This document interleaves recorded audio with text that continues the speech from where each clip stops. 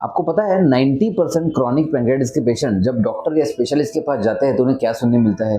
सबसे पहली बात सुनने मिलती है कि ये बीमारी ठीक नहीं हो सकती, फिर आपको एंजाइम खानी पड़ेगी और जिंदगी भर खानी पड़ेगी और शायद कभी सर्जरी की जरूरत पड़े और सर्जरी करने के बाद भी कोई गारंटी नहीं कि बीमारी ठीक हो। ये सुनकर पेशेंट्स डर जाते हैं और देखिए डरना जाहिर सी बात है क्योंकि बीमारी इतनी खतरनाक है कि इसकी मॉर्टेलिटी यानी कि अगर बीमारी किसी को होती है तो इससे मौत होने के चांसेस 10 to 30% तक होते हैं, यानी 30% लोगों की मौत हो सकती है क्रॉनिक पैंक्रियाटिस या एक्यूट पैंक्रियाटिस के कारण। अगर ये बीमारी किसी को होती है तो ये इसके जर्नी के बारे में पता होना बहुत जरूरी है, सारे स्टेजेस के बारे में पता होना बहुत जरूरी है क्योंकि एक और स्टैटिस्टिक्स है जो आपको अंदर से हिला देगा। अगर आपको बीमारी होती है क्रॉनिक पैंक्रियाटिस तो इसमें कैंसर की संभावना बहुत ज्यादा होती है और पैंक्रियाटिक कैंसर ये पूरे दुनिया में सबसे डिफिकल्ट टू कंट्रोल कैंसर है, यानी कि एक बार पैंक्रियाटिक कैंसर हो जाए तो पहले 3 सालों में 91 यानी कि 91% लोगों की मौत हो जाती है। सिर्फ 9% लोग 3 साल से ऊपर बच पाते हैं पैंक्रियाटिक कैंसर में। तो चलिए ऐसा सब आपके साथ ना हो, इसके लिए हमने पैंक्रियाटिस से लेकर उसके सारे स्टेजेस के बारे में आपको जानकारी देने का डिसाइड किया और ये वीडियो खास उसी लिए बना रहे हैं। इसी के साथ आपको बता दूं कि इस वीडियो के आखिर में कुछ बहुत ही अमेजिंग स्टैटिस्टिक्स और ग्राफ्स है आपके लिए और वो ग्राफ्स आपको बहुत मदद करेंगे पैंक्रियाटिस के ट्रीटमेंट को मैनेज करने में, कैसे डिसीजन लेना चाहिए, कैसे इलाज करना चाहिए और सबसे जरूरी कैसे इलाज नहीं करना चाहिए, ये भी जरूर बताएंगे। तो इस वीडियो को आखिर तक जरूर देखिएगा।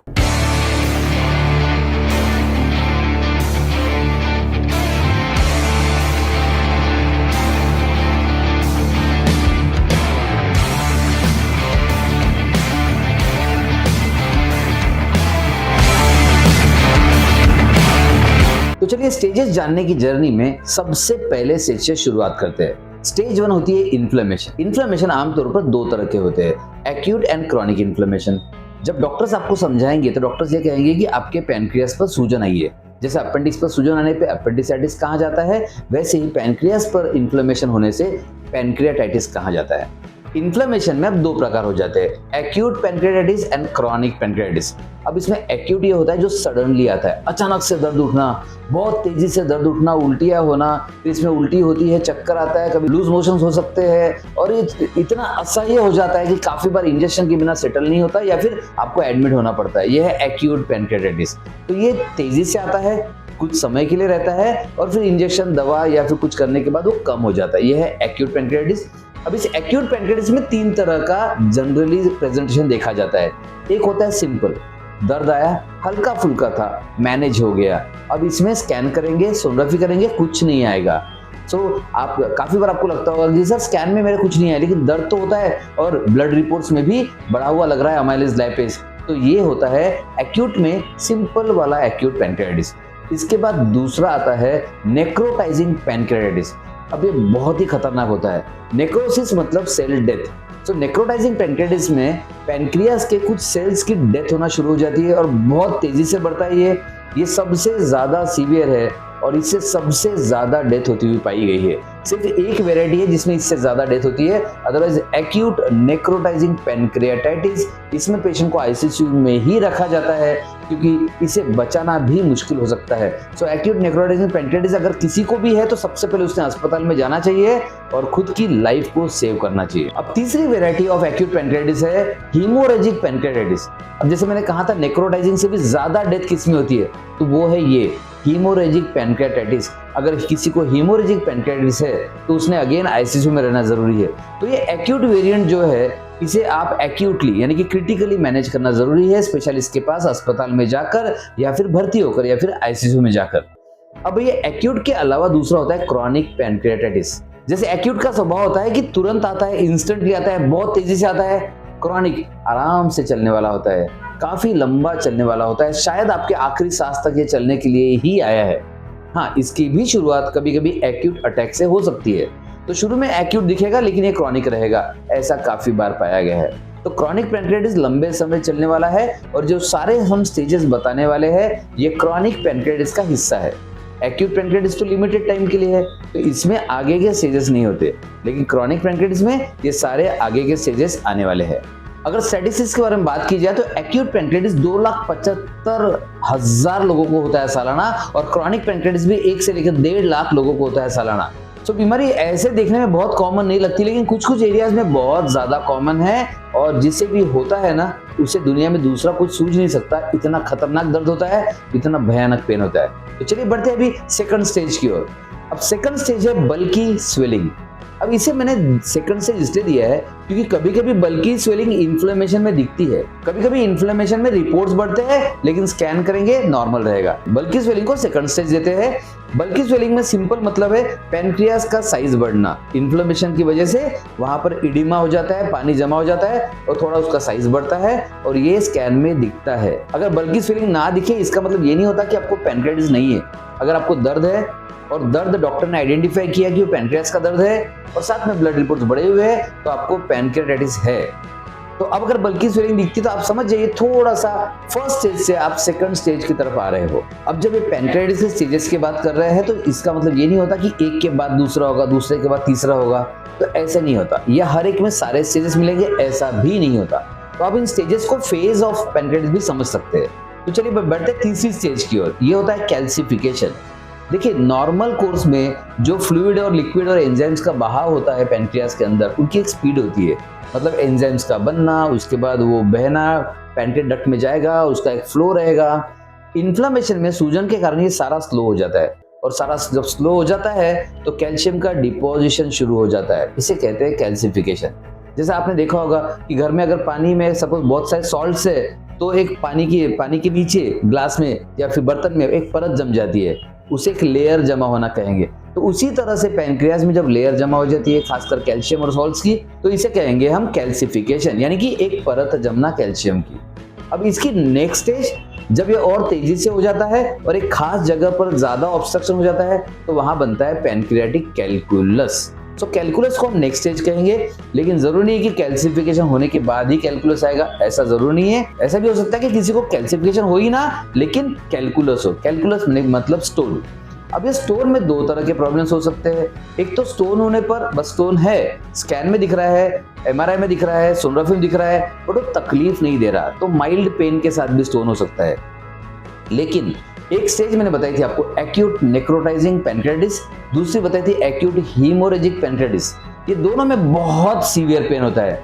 करीब करीब उतना सीवियर पेन तब होता है जब ये कैलकुलस यानी कि स्टोन मेन पेनक्रियाटिक डक्ट को ब्लॉक कर देता है। अगर ये ब्लॉक हो जाए तो ये ऑब्स्ट्रक्शन बहुत खतरनाक पेन दे सकता है, और ये एक स्टेज है जहां पर सर्जरी सबसे ज्यादा फायदा दे सकती है। सबसे ज्यादा फायदा मतलब दर्द कम होने का फायदा। पेनक्रियाटिस सर्जरी से ठीक नहीं होगा, हाँ दर्द का प्रमाण सर्जरी के बाद डेफिनेटली कम हो जाएगा। ये कैल्सिफिकेशन और कैलकुलस के स्टेजेस में बाकी लक्षण जरूर होते हैं कि पेट दर्द होना, जी मिचलाना, खाने का मन नहीं करना, खाना खाते ही दर्द शुरू हो जाना, ये सारे लक्षण बराबर बने हुए रहते हैं। अगर यूनाइटेड स्टेट्स की बात की जाए तो क्रॉनिक पेनक्रियाटिस में से 30 से 40% लोगों को कैलकुलस या कैल्सिफिक क्रॉनिक पेनक्रियाटिस होता ही है।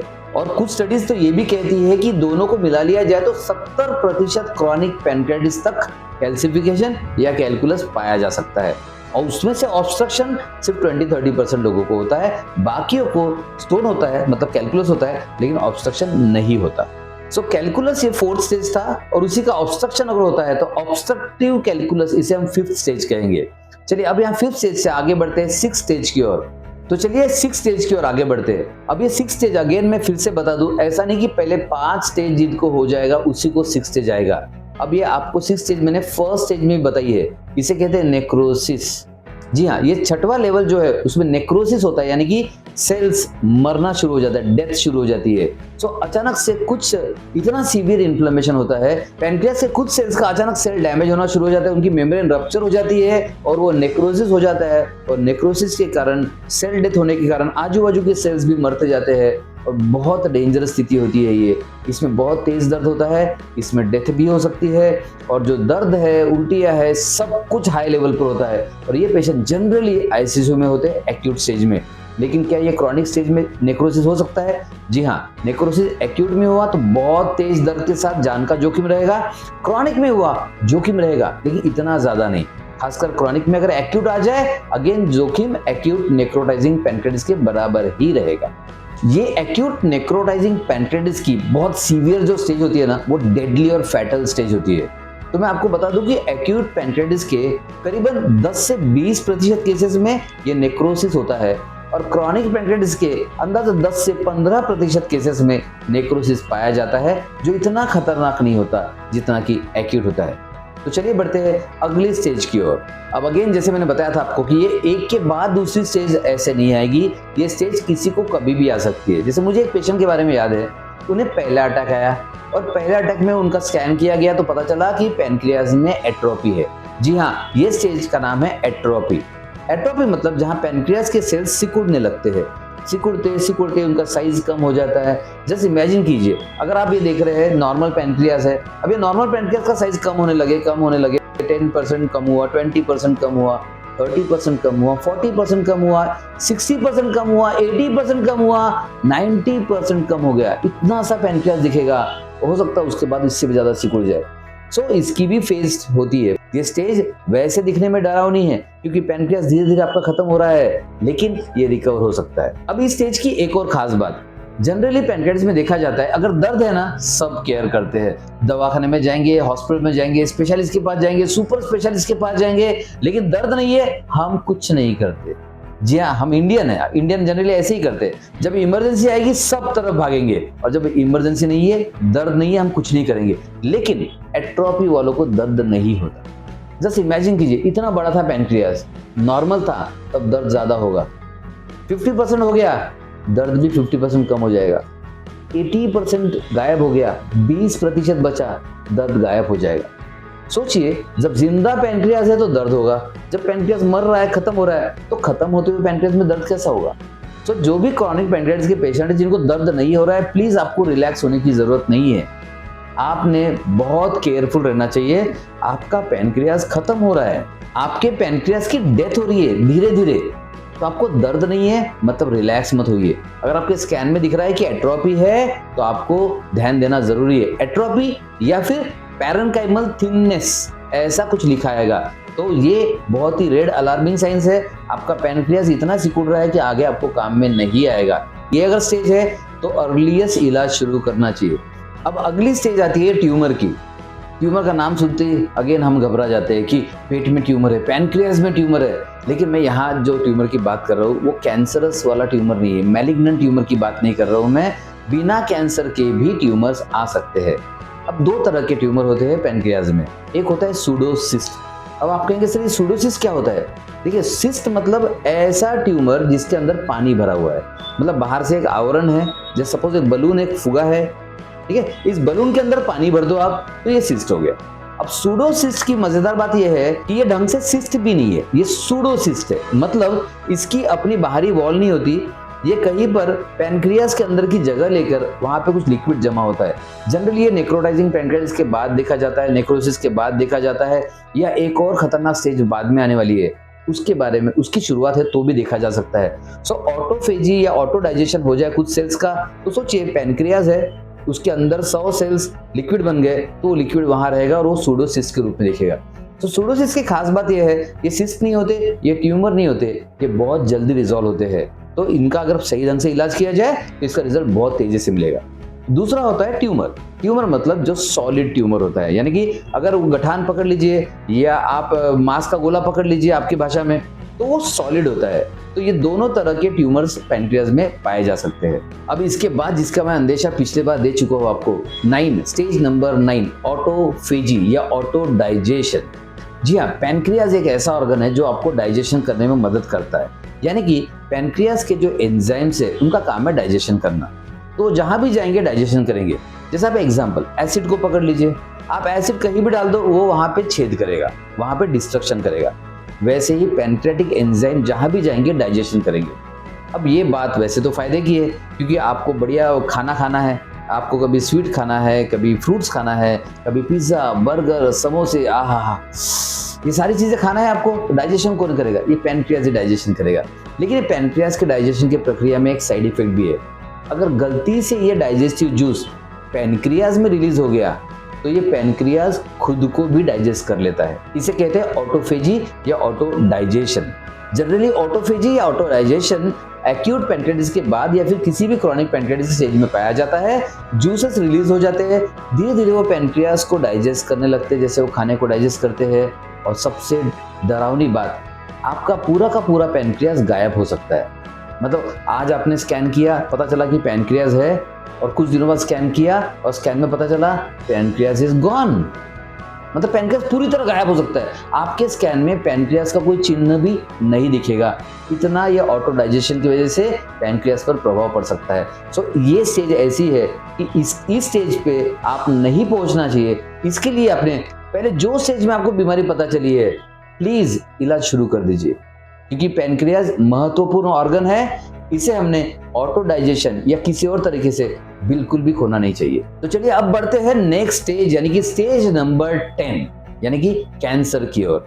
अब पैंक्रियाटिक कैंसर एक ऐसी स्टेज है जिसके बारे में कोई अपनी रिपोर्ट में देखना नहीं चाहेगा, लेकिन इसका फैक्ट यह है कि क्रॉनिक पैंक्रियाटिस के करीबन 26% पेशेंट्स को पैंक्रियाटिक कैंसर होता है।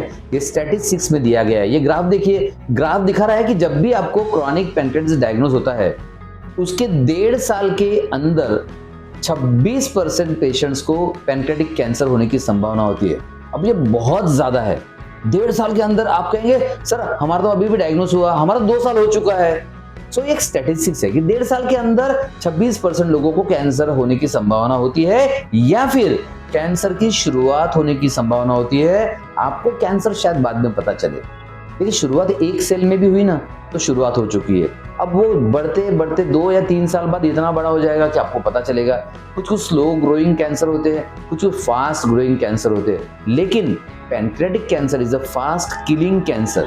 जैसे मैं स्टैटिस्टिक्स पहले बता चुका हूं कि पैंक्रियाटिक कैंसर होने के बाद 3 साल के ऊपर जीने वाले लोगों की संख्या है सिर्फ 9%, यानी कि 91% लोगों की 3 साल के अंदर डेथ हो जाती है। तो चलिए पैंक्रियाटिक कैंसर के बारे में थोड़ा सा और जान लेते हैं और इससे बचने का उपाय भी जान लेते हैं। अभी आपने देखा कि पैंक्रियाटिस कैसे डिफरेंट स्टेज में हो सकता है या डिफरेंट फेज में आपको असर कर सकता है। मैंने आपको एक ग्राफ भी दिखाया है जिसमें पहले 1.5 सालों में कैंसर होने की संभावना बहुत ज्यादा होती है। लेकिन कुछ लोग सोच रहे होंगे मुझे 2 साल हो गया तो मुझे रिस्क कम है। नहीं, ये देखिए दूसरा ग्राफ ये बोलता है कि जब पहले 1.5 साल में होता है वो एक्यूट फेज के अंदर कैंसर में तब्दील होने वाले केसेस होते हैं। उसके बाद जैसे जैसे उम्र बढ़ती जाती है, again towards late, again suppose किसी का 5 साल हो गया, 10 साल हो गया, अब कैंसर की संभावना और बढ़ जाती है और 50-60 साल के दरमियान कैंसर और ज्यादा मात्रा में देखा गया है। अगर आप कंट्रोल करते रहेंगे तो बीमारी जिंदगी भर चलेगी। अगर आप जड़ से इलाज करेंगे तो बीमारी खत्म हो जाएगी। तो जड़ से इलाज कैसे करना चाहिए? आप जो कर रहे हैं ना वैसे तो नहीं करना चाहिए। तो अगर आपको इसके बारे में सवाल कुछ पूछना है तो आप कमेंट सेक्शन में जाकर लिख सकते हो कि आपको क्या जानना है। आपके जो भी कमेंट्स रहेंगे उस पर जवाब आपको जरूर मिलेगा। और अगर आपको लगता है इसके बारे में किसी टॉपिक पर विस्तार से वीडियो बनाया जाना चाहिए, वो भी जरूर लिखेगा, हम उस पर भी वीडियो जरूर बनाएंगे। अगर आप सब्सक्राइब कर लेते, बेल आइकन दबा लेते हैं, तो जब भी मैं लाइव आऊंगा आपको पता चल जाएगा और हम लाइव बातें भी कर सकते हैं। Thank you, bye bye, take care.